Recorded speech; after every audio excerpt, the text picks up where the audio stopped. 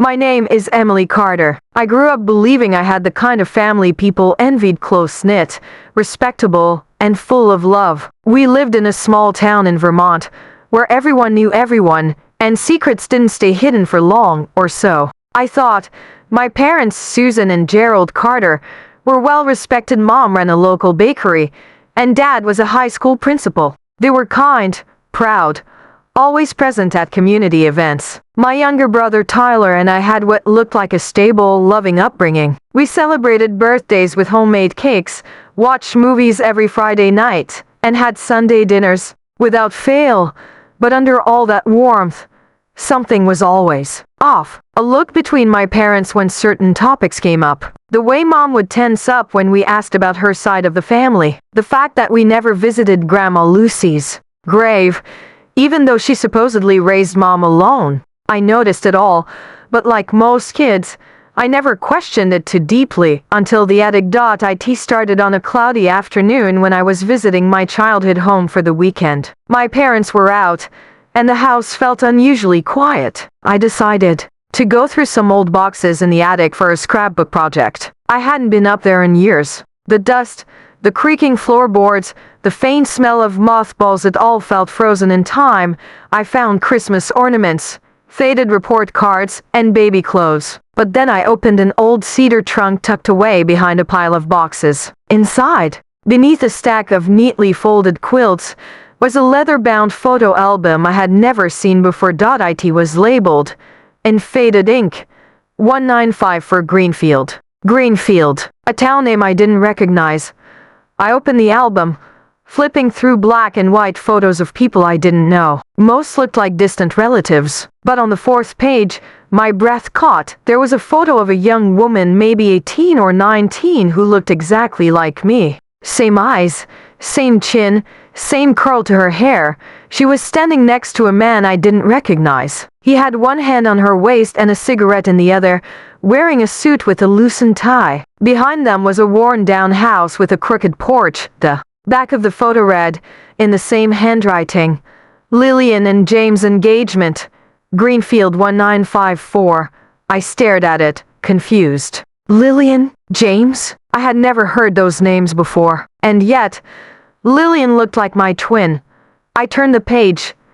More photos. Lillian holding a baby. Lillian at what looked like a hospital. Lillian crying next to a small unmarked grave. And then, another note. Lillian Carter funeral. 1957. My heart dropped. Lillian Carter? Carter. My last name. I was shaking. I slammed the album shut, my mind racing. Who was she? Why was this hidden? Why had no one ever mentioned her? That night, at dinner, I tried to act normal. I couldn't stop thinking about the woman in the photo. She wasn't just someone who resembled me. There was something deeper, something I couldn't explain. After dessert, I finally asked my mom, did we ever have a relative named Lillian Carter? Her fork froze midair. She looked at my dad, then back at me. Where did you hear that name? I was looking through the attic. I found an old album. Silence. Mom's eyes darted to Dad's. He looked like he had seen a ghost. You shouldn't be digging around up there, she said sharply, more defensive than I'd ever heard her. I wasn't trying to snoop. I just want to know. She looked just like me. Another beat of silence. Then, Dad spoke quietly. It's time we told you the truth. I leaned in. He took a deep breath. Lillian was your grandmother. Your mother's biological mother. I blinked. I thought Grandma Lucy was. She was, Mom interrupted. Her voice was trembling now. But she wasn't my birth mother. She was my adoptive mother. I was raised to believe Lillian died of pneumonia. That's what they told me. But that's not the whole story. A chill crept up my spine. Then what is the story? My mother stood up, pacing the room, eyes glossy with tears. They said she had mental health issues, that she became unstable after her fiancé disappeared. Then she gave birth to me alone, scared. And one night, she just vanished. I echoed. She left me at the doorstep of a church with a note. The nuns contacted Lucy, her cousin, who had no children of her own. She adopted me, and I was told to forget everything before that. But why keep it a secret? Mom looked at me, pain etched in every line of her face. Because some stories are too dark. And sometimes the truth doesn't set you free, it breaks everything. I sat there, heart pounding. My entire identity suddenly felt unstable. Who was Lillian really? What happened to James? Why did she vanish? And why did I feel like the real story was still buried? I didn't sleep that night. I kept thinking about that woman in the photo. Her eyes were calling out to me as if she wanted me to find her. The morning after the family gathering, the house felt unusually quiet. Gone were the sounds of laughter and clinking glasses. The silence was so heavy. It felt like the walls themselves were holding their breath. I sat at the kitchen table, staring into a cup of coffee I hadn't touched. Something was off, and though I couldn't put my finger on it, my gut told me that last night's warmth had been laced with something colder. Mom bustled into the room with her usual cheerful energy, but I noticed the way her eyes didn't quite meet mine. "Sleep well, sweetheart?" she asked. I nodded. "Yeah, did you?" Like a baby, she smiled, but it didn't reach her eyes. I wanted to believe everything was fine. I told myself I was imagining things, but as the day went on, I started picking up on more details: Dad's sudden quietness, Aunt Renee's avoidance, the way my younger brother Jay kept shooting worried glances toward the hallway. Later that afternoon, I decided to explore the attic. I don't know what drew me there, maybe a desire to reconnect with childhood memories or a need to escape the weird energy downstairs. I climbed the creaky stairs and opened the dusty door. The attic smelled like old paper, cedar, and time itself. Boxes stacked to the ceiling lined the walls, some labeled, most not. I opened one marked Photos 19701985. Inside were albums filled with smiling faces, backyard barbecues, family, holidays. But as I flipped through one album, something caught my eye: a photograph of a teenage girl I didn't recognize. She had the same nose as me, the same arch in her brow. On the back in faded ink was written, M. Summer 82, M. I had no relatives whose names started with M, or so I thought. I took the photo downstairs. "Mom, who's this?" She looked at it, her face draining of color. "Where did you find that?" "In the attic." It was with the old photo albums. She took a deep breath and sat down, wringing her hands. That's no one you need to worry about, Mom. She looks just like me." "Who is she?" "It's complicated," she whispered. "Please, just drop it." But I couldn't. That photo had opened a door that wouldn't shut. That night, I lay awake in bed. The image burned into my mind. There was something big my family wasn't telling me, and now that I had seen the first crack, I couldn't look away. I didn't know it yet, but I had just pulled the first thread of a carefully woven lie, and the whole tapestry was about to unravel. I spent the next few days trying to act normal, but the photo of the mysterious girl haunted me. I tried searching through more attic boxes, hoping for a name, a clue, anything. But every album, every scrap of paper after 1982 seemed to have been carefully scrubbed clean of any trace of her. It was as if someone had deliberately erased her existence.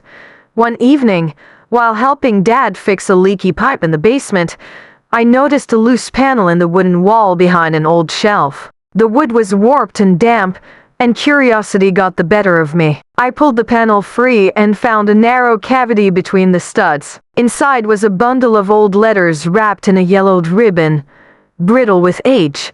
I held my breath. Back in my room, I opened the bundle slowly, the paper crackling beneath my fingers. The first letter was addressed to Marlena. The handwriting was elegant, a little shaky, and signed with initials. Elsie Marlena. The name sent a chill through me. That had to be her. The girl in the photo. The girl no one would talk about.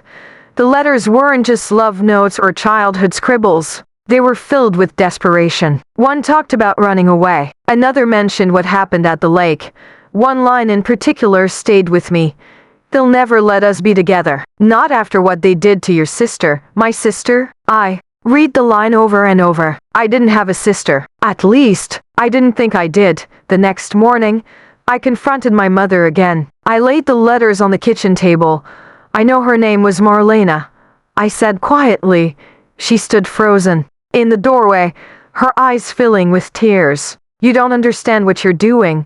Then help me understand. She sat down slowly, as if her body had suddenly aged 10 years. Marlena was my daughter, my first child, your half-sister. The air left my lungs, the lake was still. It was late afternoon when I arrived at the old boathouse. The trees lining the shore stood like silent sentinels, their reflections wavering in the murky water. I hadn't been here since I was a child, back when it was just another summer spot my mother avoided for reasons she never explained. But now I understood this place held ghosts. The photograph I'd found at Grandma's had led me here. Marlena and Lionel, smiling awkwardly in the sun, the water behind them like a shadow. The words on the back echoed in my mind. Last summer, before it all fell apart, I broke the rusted padlock on the boathouse door. Inside, the air was thick with mildew and the scent of rotting wood. Dust floated in golden shafts of sunlight. There were old oars, forgotten life jackets, and a rotted canoe hanging from the ceiling. But what caught my eye was a hatch on the floor partially hidden beneath a stack of broken furniture. I cleared it away and pried the hatch open. Beneath it, a crawl space with my phone flashlight.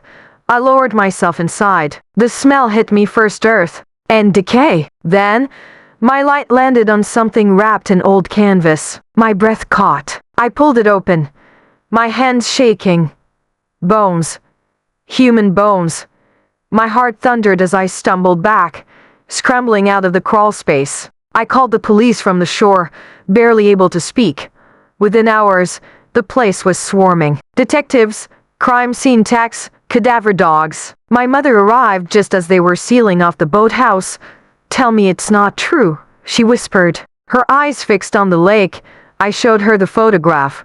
She stared at it for a long time before tears filled her eyes. He said she brought shame on us. Said she was confused, sick, that we had to protect the family. You knew, I suspected. But by the time I came back from school, it was all silence. Grandma said never to ask. A week later, the remains were confirmed to be Marlena's. DNA evidence matched. The police reopened the case as a homicide. My grandfather had died years ago, taking the truth with him, but now, at least, Marlena had a name again, and a grave at her funeral.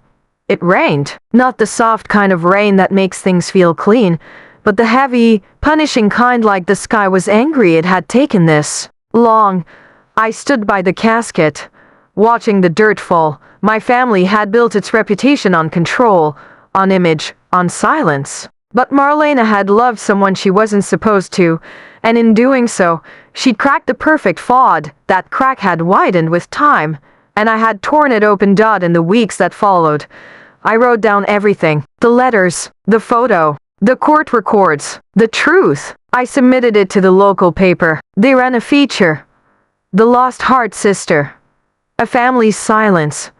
A town's shame. Some called me brave. Others called me a traitor. But I wasn't seeking approval. I was giving Marlena back her voice. The family doesn't talk to me much now, but I visit the lake often. I sit by the shore and listen, because the water remembers. And so do I. She got involved with the wrong people, made choices we couldn't stop. And one night, she disappeared. We thought she ran away, but there were rumors, whispers that something happened to her. What do you mean? Something. My mother looked me straight in the eyes. We think someone in the family knows, and they've kept it a secret all these years. I felt cold all over. Nothing about our perfect little family made sense anymore. And for the first time, I realized I didn't just want the truth, I needed it. Whatever happened to Marlena wasn't just a ghost story or a forgotten tragedy. It was the key to everything that came after. After the revelation about Marlena, my world tilted on its axis. I couldn't stop thinking about her, the hidden sister I never knew, the girl in the photo with the haunted eyes. My mother had only scratched the surface. I needed more. That weekend, I drove to my grandmother's house. She lived 2 towns over. In a rambling Victorian she refused to leave, filled with dusty antiques and the thick smell of lavender. She was the oldest surviving member of the family. If anyone knew the full story, it was her. She greeted me with a warm but wary smile. Didn't expect to see you, sweetheart. I got straight to the point. I need to ask about Marlena. Her smile faltered. The color drained from her face. Who told you that name? Mom did. I found letters, photos. I need to know what happened. Grandma didn't speak for a long moment. Then she nodded toward the parlor. Come in, and lock the door behind you.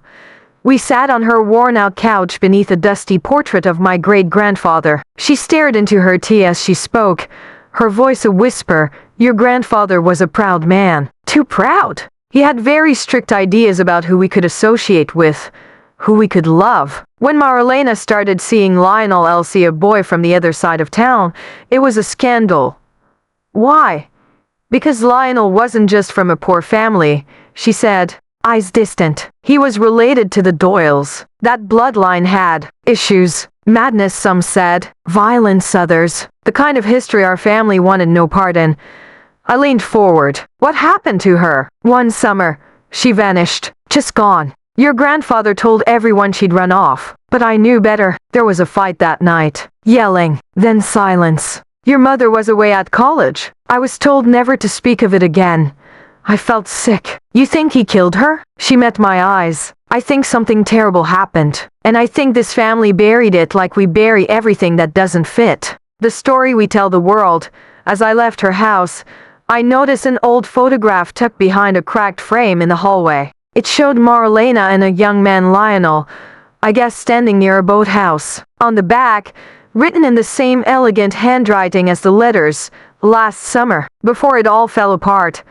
I drove straight to the county records office the next morning. If there was any connection between the Doyles and our family, it would be buried in paper. I spent hours digging through marriage licenses, land deeds, and obituary archives, and then I found a single line in an old court transcript from 1983 in the matter of Marlena Hart and Lionel Doyle regarding the estate of Ellen Doyle. They weren't just lovers, they shared blood. I stared at the paper in disbelief. Marlena and Lionel were cousins.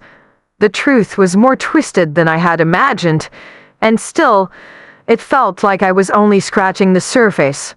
What had happened at the lake? Why had everyone chosen silence over justice? And most importantly, what was buried so deep that my family would rather erase a daughter than face it? I wasn't going to stop until I found out.